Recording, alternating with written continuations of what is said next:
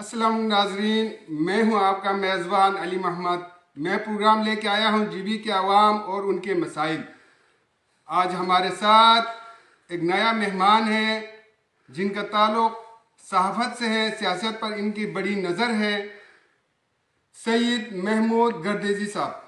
आइए हम उनसे पूछते हैं तहरीक इंसाफ की हुकूमत गिलगित बल्तिस्तान के अवाम को अबूरी आइनी सूबे का हुकूक देने जा रहे हैं, जबकि कश्मीरी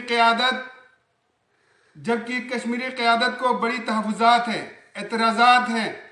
तो सियासत से हम यही पूछते हैं कि ये एतराज़ात क्या हो सकते हैं, ये तहफ़्फ़ुज़ात क्या हो सकते हैं, जबकि गिलगित बल्तिस्तान के अवाम कश्मीरी बहन भाइयों के साथ शाना बशाना खड़े थे, खड़े हैं और खड़े रहेंगे।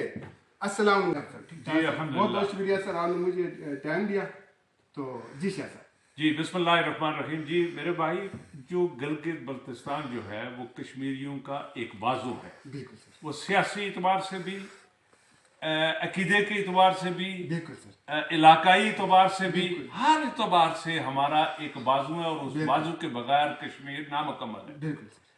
हमें ये दुख और अफसोस है कि 73 ईयर्स ये गुजर गए, लेकिन हमारे गिलगित के बल्तिस्तान के स्कर्दू के उन भाइयों के जो बुनियादी उनके जो मसाइल थे वो हल नहीं हुए और उनको बिल्कुल हुकूमत पाकिस्तान ने और आज़ाद कश्मीर की सियासतदानों ने नज़रअंदाज करके रख दिया और 70 सालों में उन्होंने किसी भी शोबे में कोई तरक्की नहीं कर सके।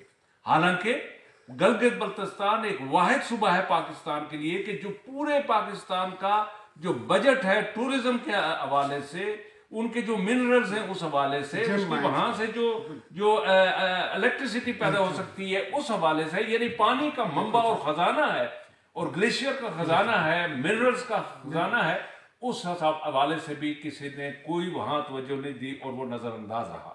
अब अगर पीटीआई की हुकूमत ने उसको सूबा का दर्जा देना चाहा है और यूनाइटेड नेशन की करारदादों के ऐन मुताबिक इनको अपने हुकूक, यानी उन करारदादों को सामने रखते हुए हुकूक देने का जो ऐद किया है, मैं समझता हूं कि आज़ाद कश्मीर की लीडरशिप को पूरा तावन, दामे दरमे सुख ने उनके साथ तावन करना चाहिए और चलकर वहां आना चाहिए।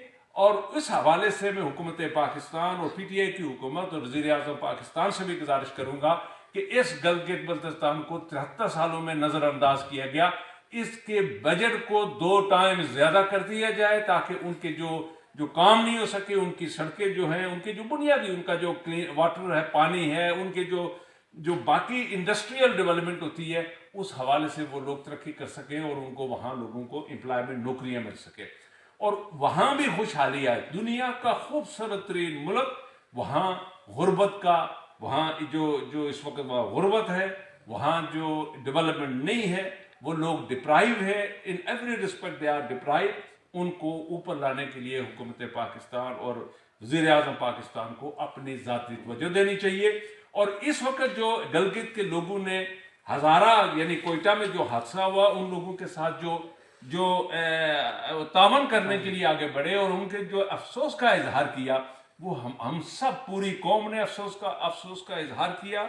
हम हज़ारा के लोगों के साथ थे, हम आप भाइयों की, जहां भी ये जुल्म होगा इस किस्म का, हम सारे लोग एक दूसरे के दस्तबाज होंगे। इंशाअल्लाह। बहुत बहुत शुक्रिया सियासत, आपने बड़ी मुझे मेहरबानी। टाइम दिया। तो जी नाजरीन, ये था सैयद महमूद गर्देजी साहब जिनका ज़ेरीन ख्यालात आपने सुना। आप मुझे इजाज़त दें, इंशाअल्लाह फिर मैं एक नया मेहमान के साथ आपके पास पेश खिदमत होंगे। और जीबी पाक टीवी को सब्सक्राइब करना ना भूलें और मुझे अली मोहम्मद को आप इजाज़त दें। अल्लाह हाफिज़।